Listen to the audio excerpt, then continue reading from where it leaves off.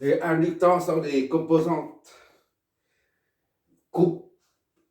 difficiles à comprendre. C'est la raison pour laquelle on va doucement.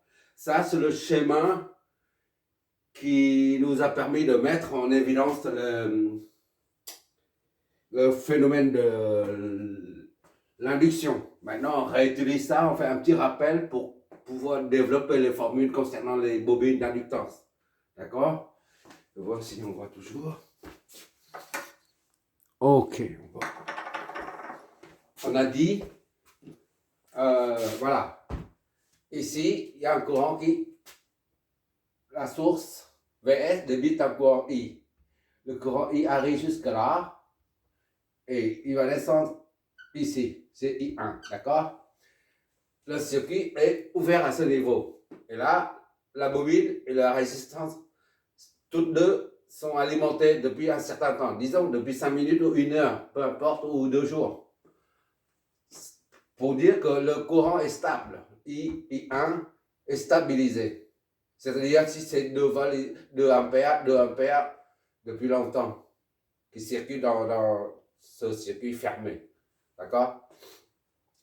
Quand le courant est stabilisé, là, dans le champ magnétique, ici, là, il l'est aussi. C'est-à-dire il est aussi stable, il est stabilisé. Donc la tension aux bornes, quand il n'y a pas de variation du champ magnétique, il n'y a pas d'induction, il n'y a pas de tension qui est induite aux bornes du condensateur. La tension n'est induite, la tension aux bornes de la bobine. La tension n'est induite aux bornes de la bobine que s'il y a une variation du champ magnétique. Mais comme on a dit, le champ varie si seulement si le courant varie. D'accord?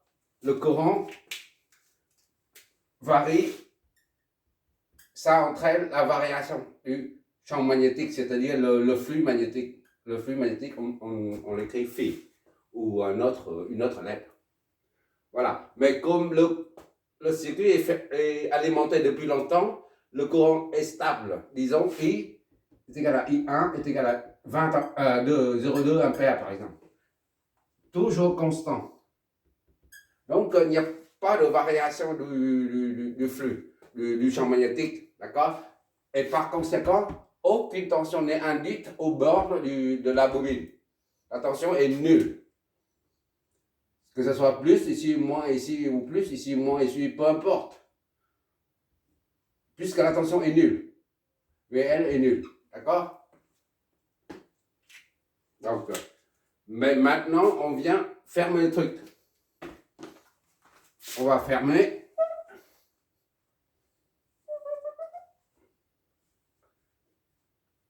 Le champ magnétique existe toujours. D'accord? Même s'il n'y a pas de variation du courant. Mais le champ magnétique existe. D'accord? Seulement, il n'y a pas de tension aux bornes de la bobine. C'est comme si la bobine inductante L se comporte comme un sans fin conducteur. D'accord? C'est un court-circuit qui se produit aux bornes, puisque la tension est nulle. Ici et là, il n'y a pas de différence de potentiel, donc la tension est nulle. C'est comme si ici et là, il n'y a pas de tension là. Il n'y a pas de différence de potentiel. D'accord? V est égal à 0. Là, c'est 0 volt. Donc c'est court-circuit à ce niveau-là. Donc le courant ici, là, passe. Ici, c'est la même que là. Le courant I est le même que celui de I1, qui retourne à la source. Et maintenant, on vient fermer l'interrupteur. Il y a un champ. Hein. Pour l'instant, il y a un champ. On a dit il y a un champ. Oui. Il est constante. D'accord? H est égal constante. Maintenant, on vient fermer l'interrupteur. Il y a un changement d'état tout de suite, immédiatement à ce niveau, au niveau du champ. Puisque un courant I2 a tendance à circuler passe à travers R2, d'accord, I2 là. Mais le fait que I2 a tendance à prendre la naissance, et ben ça génère une expansion. Je n'ai que... Je reprends le résultat qu'on a explicité tout à l'heure dans la première vidéo concernant le phénomène de l'inductance, de l'induction. Et maintenant, là, il y a I2 qui circule, d'accord?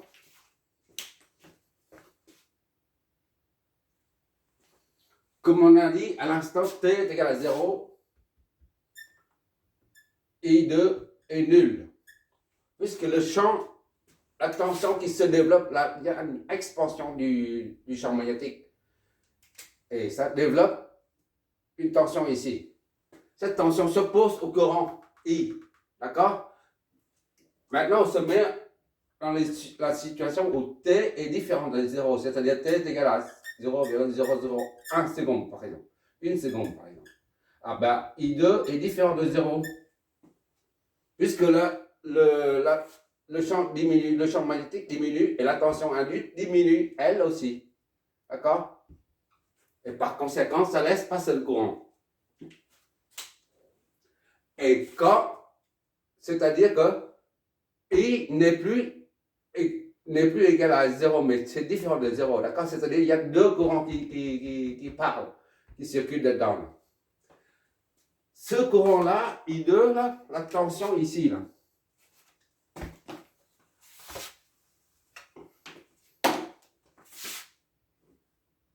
V2, là. VR2. La tension ici, là, VR2, était la loi d'Ohm, tout simplement, R2 fois I2. Autrement dit, I2, on peut l'exprimer en fonction de la tension VR2 sur R2. D'accord? Est égal à 1 sur R2 fois VR2. D'accord? On peut exprimer ici là, I2 en fonction d'une constante. 1 sur R2. D'accord? 1 sur R2. En se servant de la loi d'Ohm. D'accord? U est égal à I. Ce courant existe, ça signifie que le courant ici varie. Dès qu'on ferme ça, après 0,001 seconde, une seconde, le courant passe. I n'est plus égal à I1. Au début, I est égal à I1. 0, I est égal à I1. Maintenant, T est égal à 0,0001. I est égal à I1 plus I2. D'accord? Or, I2, on peut l'exprimer en fonction de V, là. Tension aux bornes accolée à une constante près, qui est 1 sur R2. D'accord? Pour exprimer le courant I2. Ici, I, là, on ne peut pas. La loi d'Ohm ne peut pas s'appliquer à ça, là, puisqu'on est en courant continu, là. On n'est pas en alternative au courant variable. Alors, comment on va faire pour l'exprimer? On va utiliser VNT, là. La tension VNT, c'est là. VNT, V aux bornes. V, voilà, NT. Voilà.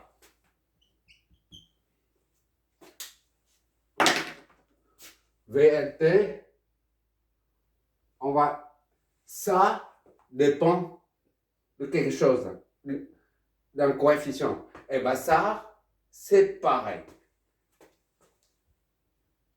Ce coefficient, c'est K, on ne connaît pas. D'accord? Fois I.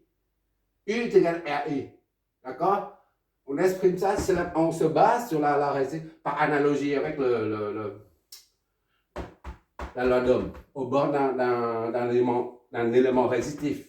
Ici, une bobine, il n'y a pas de résistance. La résistance est nulle. D'accord?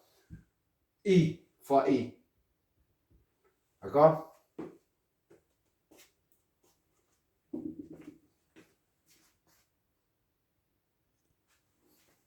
Je reprends ici. On peut exprimer la tension aux bornes de la résistance avec la loi d'Ohm. R2 fois I2. La tension, d'accord? Et maintenant, pour le deuxième élément, qui est la bobine, on utilise la loi d'Ohm aussi. Mais là, on ne peut pas, parce qu'il n'y a pas de résistance. La tension VR2 dépend de quelque chose. La loi d'Ohm nous dit que ça dépend de quelque chose, d'accord? I est quelque chose. De même pour la tension au bord de la bobine. L, c'est I et quelque chose. Et cette chose-là, cette quelque chose-là, c'est K. On ne connaît pas K, d'accord? Ce n'est pas une résistance. Ici, c'est une résistance. Mais là, ce n'est pas une résistance. Mais qu'est-ce que ça signifie? Parce que la tension est proportionnelle au courant qui traverse là. La tension aux bornes est proportionnelle au courant I qui la traverse. Proportionnel, ça, c'est le coefficient de proportionnalité, d'accord? Mais ça, puisque I traverse la bobine, donc elle dépend des K, de la caractéristique de la bobine. Donc K représente les caractéristiques de la bobine. Donc K ici, en fait, K est égal à N, l'inductance, d'accord? K, ça dépend de ça. L'inductance, c'est quoi? On verra ça après. C'est L. Or, L est défini comme N, c'est quoi déjà? N au carré fois mu fois S ou A sur N. Ça, c'est la perméabilité. Perméabilité, d'accord? Et ça, c'est la surface. L'air, si tu veux. L'air plutôt. Air ou surface, peu importe. L'air, la surface, voilà. N, c'est en mètres, puisque c'est la longueur. La bobine, elle est comme ça, là. La surface, c'est le creux à l'intérieur, d'accord? C'est S. Mu, c'est le vide. Si c'est le vide à l'intérieur, mu, ce sera l'air. Quand c'est une barre, on peut mettre une barre métallique dedans. Dans ce cas, mu, ce sera un coefficient qui reflète la barre métallique. N, c'est la longueur, d'ici à là. D'accord? Tandis que N, c'est le nombre de tours. Tout ça sont liés ensemble. Et on l'appelle L. D'accord? Donc, la tension au bord de la bobine dépend de tout ça. D'accord? La tension de la bobine dépend de tout ça, multiplié par le courant qui la traverse. D'accord? On verra plus à la fin. On va essayer d'expliciter, c'est pas expliquer, expliciter L. Voilà, expliciter, je préfère, parce que pour l'instant, voilà, donc c'est d'ici à là, on a VL, T est égal à LI. D'accord? Au lieu de R pour une résistance, et ben, pour une bobine, on dit L. Et L représente tout ça. Ça mélange de tout, le produit de tout ça là. Et pour exprimer avec le temps,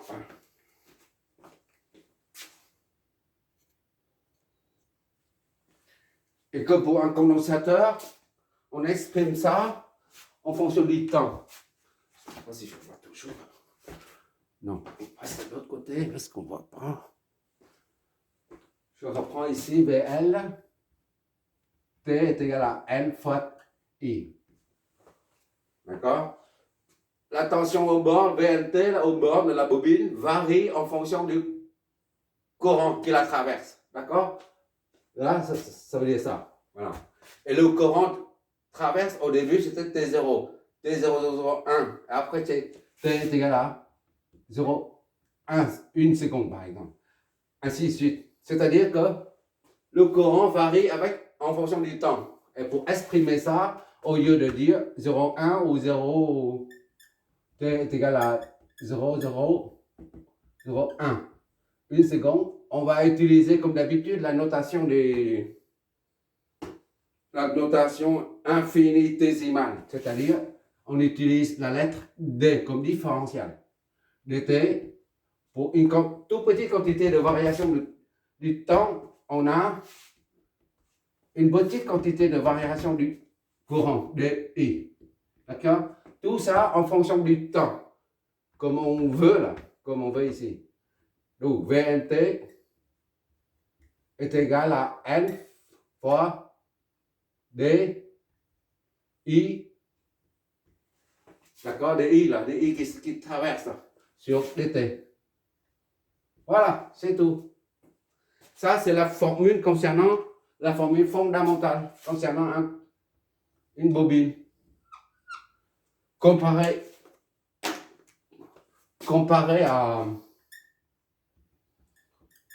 à un condensateur. On a ICT, IC, c'est pour condensateur, d'accord? Capacité fois dVCT, c'est la tension au bord du condensateur, divisé par epsilon. Donc, qu'est-ce que ça signifie?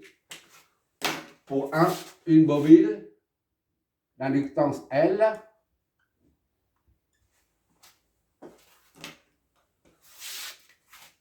on fait je mets ici ou là, c'est la même chose. Voilà, il y a plus de place.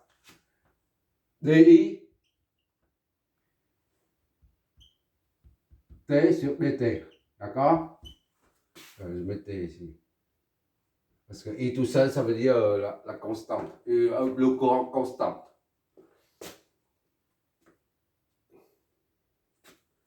Et pour ça c'est une bobine, ça.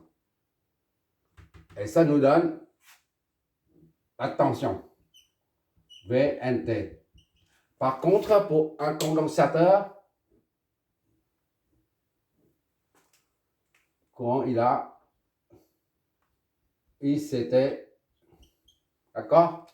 Et là, c'est VCT. C pour condensateur, N pour inductance, d'accord? VCT. Voilà. On fait la dérivée de ça. D, VCT sur DT. Pour avoir le courant qui traverse un coin d'eau, on prend la dérivée de la tension au bord du coin d'eau, d'accord? Pour avoir le courant. Tandis que pour une bobine d'inductance L, on prend la dérivée du courant qui traversant la bobine pour avoir la tension induite. J'insiste là-dessus. La tension induite aux bornes de la bobine. D'accord? Ces deux formules, on les retrouve partout, absolument partout. Surtout, lors de l'étude, le moment venu, on étudiera le régime transitoire, d'accord? À l'instant de fermeture, l'ouverture, tout ça dans le circuit. Surtout ça, c'est très important au niveau des... Avec ça, rien qu'avec cette formule-là, on peut prévoir, on peut comprendre le phénomène qui se produit lorsqu'on ouvre les sectionneurs ou les interrupteurs, je me rappelle, interrupteurs sur des lignes de haute tension.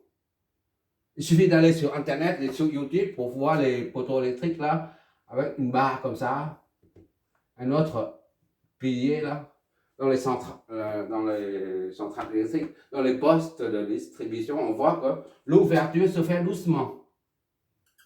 Ça là, ça s'ouvre comme ça. Il y a un courant qui passe comme ça là, disons, on l'ouvre comme ça là. Ici, au début, c'est fermé comme ça. Lorsqu'on l'ouvre, ça va doucement. Il faut ouvrir doucement.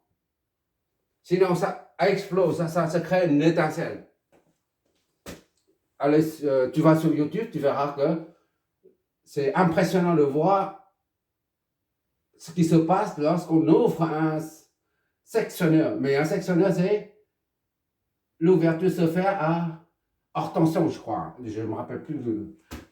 On appelle ça interrupteur ou sectionneur. Je ne me rappelle pas le nom. Pourquoi? Parce que rien qu'un simple conducteur, si on entre dans les détails d'un conducteur, c'est toujours, il y a une résistance propre, d'accord? Ça, c'est tout le monde comprend. Mais il y a aussi une inductance. Voilà. Une résistance réelle est équivalent à ça. Équivalent à une résistance, ça, R réel, est équivalent à un R parfait, résistance parfait, plus une inductance L.